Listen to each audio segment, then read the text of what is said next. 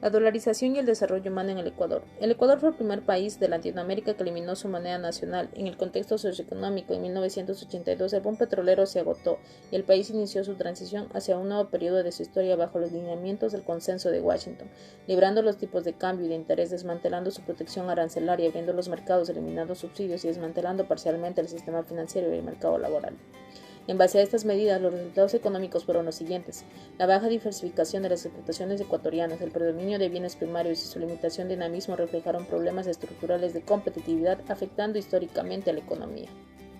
El carácter inminente rentista de las clases dominantes, la inequidad social, el bajo desarrollo del capital humano fueron deficiencias en el desarrollo institucional y la inestabilidad política, entre otros elementos. Los índices comparativos de competitividad nos ubicaron en condiciones desventajosas. La calidad de la educación básica ha sido calificada como la peor entre 19 países de Latinoamérica. Sobre la corrupción nos ubicamos en 2002 en la posición 92 entre 102 países, superando únicamente en América Latina, Haití y Paraguay. Las exportaciones ecuatorianas corresponden a productos primarios en el 88%. En América Latina solamente Nicaragua y Venezuela tuvieron porcentajes más altos. El índice de desempeño competitivo industrial nos ubicó en 1998 en la posición 61 entre los 87 países estudiados. Los índices de competitividad internacional ubicaron a Ecuador en el 2002 en la posición 73 y 78 entre los 80 países estudiados, manteniéndose por sus condiciones institucionales, tecnológicas y macroeconómicas entre los países menos competitivos del mundo. El estancamiento económico, la apertura comercial, los problemas estructurales de inequidad social, exclusión y pobreza profundizaron el alcance en un 56% de la población y el 76% en el área rural. De la crisis a la dolarización. A finales de los años 90, el panorama se agravó, con la caída de los precios del petróleo y la crisis financiera internacional desencadenaron una profunda crisis económica, social y política. El sistema financiero nacional sufrió el cierre o transferencia al Estado de más de la mitad de los principales bancos del país. Como resultado de la crisis, se manifestó en una vertiginosa expansión de desempeño abierto, el del subempleo y la pobreza. Ante la amenaza de la hiperinflación y otros problemas generados por la inestabilidad y especulación, el Estado adoptó la dolarización en el año 2000, mismo que fue respaldado por los siguientes gobiernos después del gobierno de Maguad como una estrategia de la recuperación de la economía. Noboa y Gutiérrez buscaron estabilizar la economía a través de la dolarización, buscando consolidar la recuperación mediante la inversión extranjera en el sector petrolero. Se esperaba que las divisas del petróleo, la austeridad fiscal, la mayor eficiencia tributaria y la reeducación de la inflación y las tasas de interés bajo la dolarización crearan un ambiente de estabilidad y confianza, favoreciendo a la inversión y la reactivación del país. A mí me ha tocado hablar acerca de los recursos económicos de la dolarización. Ya, nos habla acerca de condiciones externas altamente favorables a partir del 2000. Entre estas tenemos el precio del petróleo. El precio del petróleo nos dice que se recuperó desde mediados de 1999, alcanzando valores favorables hasta la actualidad. Ya, entre otros tenemos también la masiva emigración internacional. Esta nos habla acerca de la migración a España, Estados Unidos e Italia, la cual repercutió en elevadas transferencias de divisas y remesas que se convirtieron en la segunda fuente de divisas después de las exportaciones de petróleo. Entre otras también tenemos la construcción del oleoducto de crudos pesados. Esta nos habla acerca también de oleoductos que dinamizaron la economía y constituyeron la inversión extranjera más voluminosa en el Ecuador desde los años 1970. Otra también es la dolarización. Esta se refiere al tipo de cambio que adoptó en la moneda del Sucre. Esta permitió precios relativamente excepcionales favorables para las exportaciones en los años 2000, y que al momento la dolarización se duplicó su valor de 1994,44 iconos dócios. También por último tenemos las tasas internacionales de interés. Esto nos habla acerca de que alcanzaron su nivel más bajo en muchos años, eh, como resultado de las políticas de reactivación norteamericanas, el agotamiento de las condiciones favorables. Tenemos la reducción de los ingresos petroleros, ¿sí? Ya, esto se refiere, nos habla acerca de a pesar de que los precios del petróleo se mantuvieron elevados, su evolución después de la invasión a Irak fue declinando, además de los ingresos petroleros que redujeron por la menor producción de petróleo. Esta cayó en un 37% desde 1993, por lo que la producción de los crudos pesados por empresas privadas compensó parcialmente esta declinación, ya que la participación nacional fue menor y los costos fueron mayores y los precios más bajos. También nos habla también acerca de la imposición de visas a países europeos. Esto se refiere a las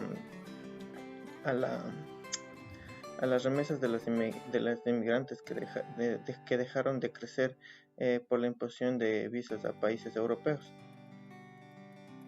Y por último tenemos también la construcción de la OCP, la cual concluyó.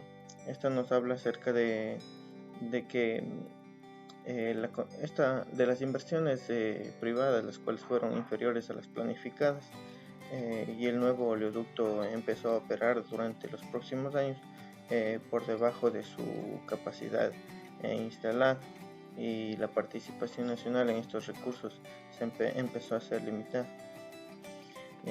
Para concluir mi presentación, tenemos la dolarización. Esto no fue el resultado de una estrategia económica a largo plazo. Con esto lo que queremos decir es que la dolarización no fue el resultado de una estrategia económica de largo plazo, ya que fue la crisis, al contrario, fue la crisis que le condujo a la dolarización, pues esperaba que la estabilidad favoreciera la recuperación económica del país. Es así que los hechos demostraron no solo que la economía no se ha estabilizado hasta ahora, sino que han aparecido en la actualidad nuevos desequilibrios. Las perspectivas económicas.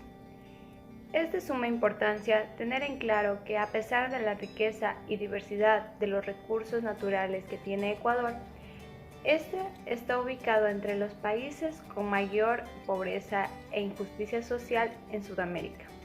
Dicha situación se ha agravado por la creciente vulnerabilidad del país ante desastres naturales y crisis económica como la de 1999. De tal manera, la crisis llevó a Ecuador a la dolarización, pero las perspectivas favorables de esta no pudieron aprovecharse porque la reconversión productiva demandaba crédito y el sistema financiero nacional no fue capaz de garantizar su desarrollo. La conflictividad social aumenta con la crisis, reduce la gobernabilidad y aleja las perspectivas para escapar del círculo vicioso creado por la inequidad social, la debilidad de las instituciones y el estancamiento económico. Evaluación y perspectivas. Se logró consolidar la dolarización a pesar de su crítica etapa inicial. Se dio principalmente por condiciones favorables como las remesas de divisas, la construcción del OCP y los precios del petróleo. El incremento de la producción petrolera difícilmente alcanzará una magnitud y estabilidad suficiente para sustentar por sí solo una recuperación consistente.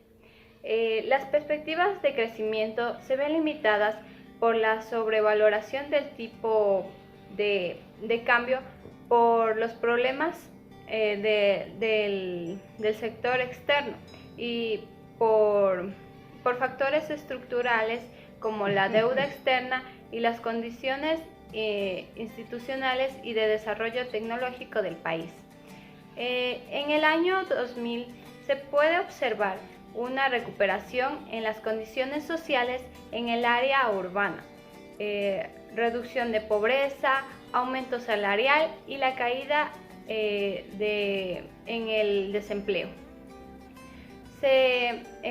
La recuperación se ha originado principalmente en la masiva emigración internacional a la remesa de divisas que bordea en el 6% del PIB.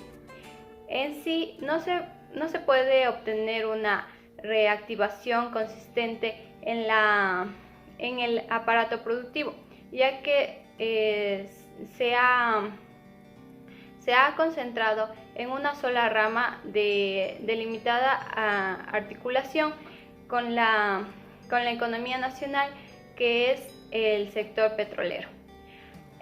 Así es como un crecimiento económico modesto, las condiciones de vida van a depender de la capacidad y efectividad del sector público para implementar políticas sociales como efectos redistributivos y dinamizadores. Dichas políticas requieren una inversión sustancial en formación del capital humano, la formación del empleo productivo entre las pequeñas y medianas empresas en sectores estratégicos de la economía y un apoyo consciente a los campesinos y pequeños productores rurales, acompañado de una redistribución de la tenencia de tierras. Las perspectivas de una mejora en las condiciones de vida serán pasajeras si las políticas sociales siguen basadas en las expectativas de una distribución progresiva de los frutos del crecimiento por mecanismos del mercado, como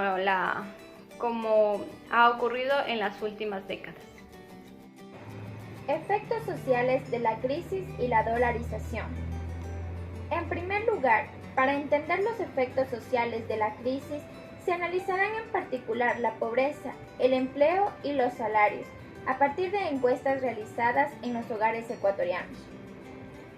Debemos iniciar diciendo que el índice de pobreza en Ecuador tuvo un incremento del 56% en 1995 al 69% en el año 2000, declinando hasta el 61% en el 2001.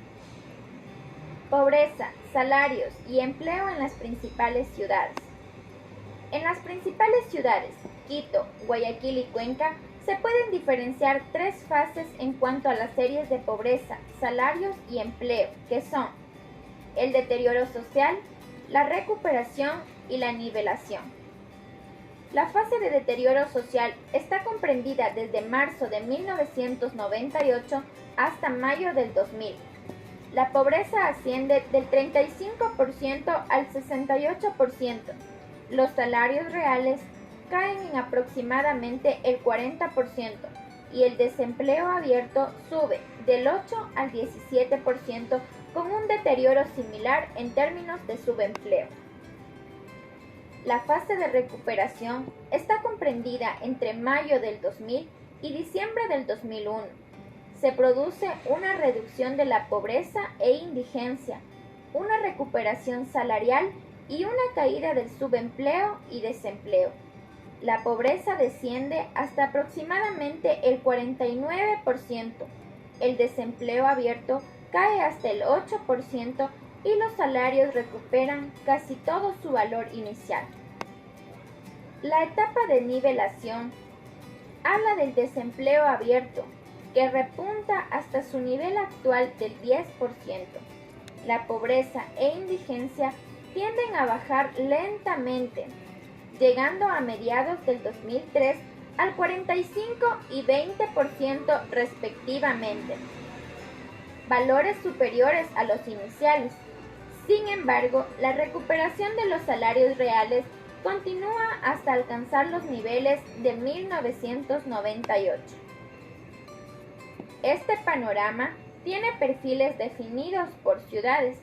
Mientras Guayaquil sufre más fuertemente la crisis y tiene una recuperación débil, Quito presenta una evolución más simétrica en las dos fases principales, y Cuenca la recuperación es vigorosa.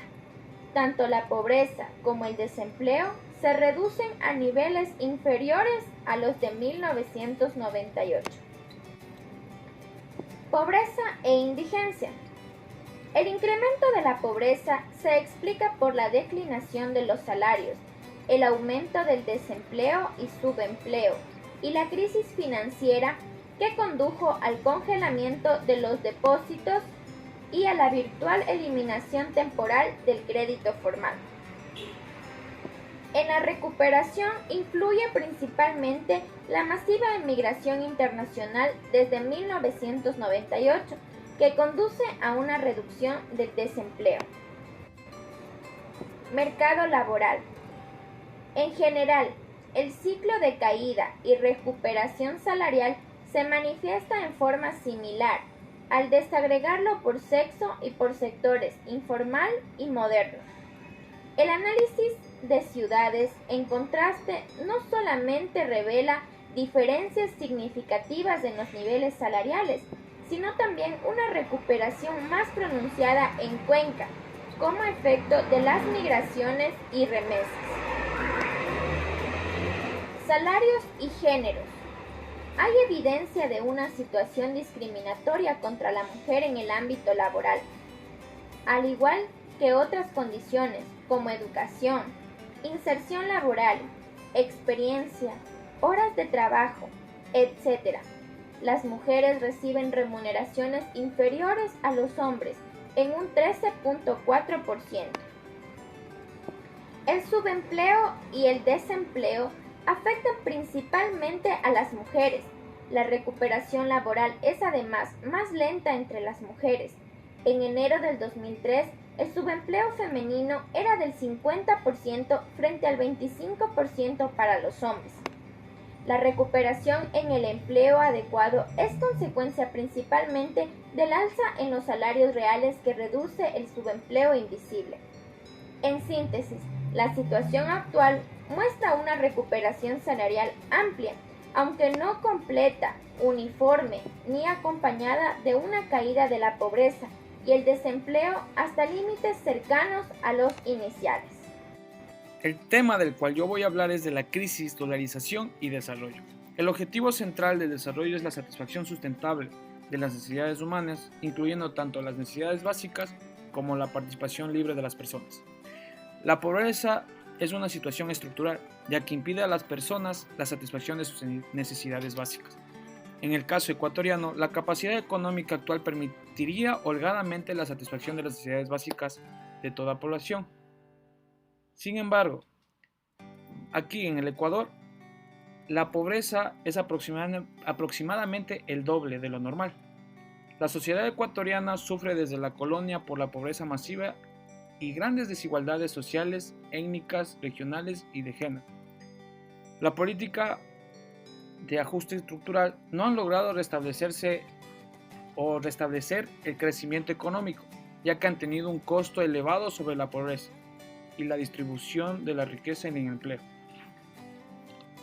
El debilitamiento del Estado y el comportamiento rentista de algunos sectores dominantes han impedido un adecuado desarrollo institucional en el país, ya que han fortalecido la corrupción hoy en día.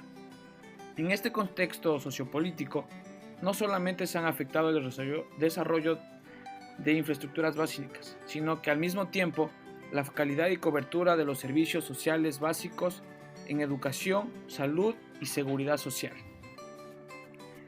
La dolarización. La dolarización fue adoptada como una medida de emergencia en un contexto de crisis, ya que buscaba reducir la vulnerabilidad externa, favoreciendo la convergencia de la inflación y las tasas de intereses a sus niveles internacionales y reduciendo los costos de transacción con la economía mundial. Se esperaba que esta estabilidad resultante impulsara el crecimiento, pero a cabo de 4 años estas expectativas no se han cumplido. Sin embargo, o por lo contrario, la propia dolarización ha generado desequilibrios macroeconómicos difíciles de superar, como el desajuste en los precios internos que condujo a una prolongada inflación, el desequilibrio crónico en la balanza de pagos, la escasez y el alto costo del crédito, la vulnerabilidad del país ante eventuales crisis financieras internas y externas, los avatares en los mercados de productos primarios, en particular el petróleo y desastres naturales climáticos. El mantenimiento de la dolarización en las condiciones actuales conduciría a un escenario de lento crecimiento, creciente inequidad social y deterioro en los recursos naturales difícilmente compatible con un régimen democrático. El desarrollo. Las políticas de desarrollo social deben trascender su rol actual que las limita a programas asistencialistas de emergencias y a la provisión de servicios básicos de baja calidad, principalmente en educación y salud.